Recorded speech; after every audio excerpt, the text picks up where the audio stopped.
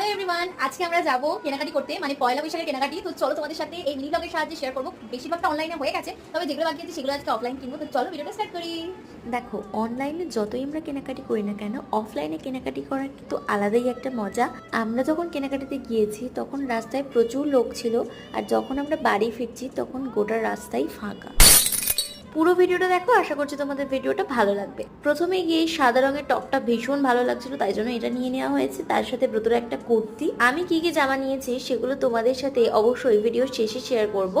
এখানে দেখছিলাম যে বাবা মহাদেবের মাথায় জল ঢালার জন্য সবাই যাচ্ছে, আর এখানে আমরা এখন দোকানে দাঁড়িয়েছি। ফুলদানিটা খুব পছন্দ হয়েছিল। তারপর এখানে দাদা ভাইদের জন্য জামা কাপড় নেওয়া হচ্ছিল। মাঝে মা কেক কিনলো, কিনে সবাইকে খাইয়ে দিল। তিতলি কালকে পুজো দেবে বলে ওই জন্য ফুল কিনেছিল। এখন আমরা চললাম বাড়ির দিকে। আমার ড্রেসগুলো কেমন হয়েছে অবশ্যই কমেন্টে জানিয়ে দিও। বাড়ি ফেরার পথে ফুচকা খেয়ে বাড়ি এলাম। তারপর তোমাদের কেনাকাটি কমপ্লিট।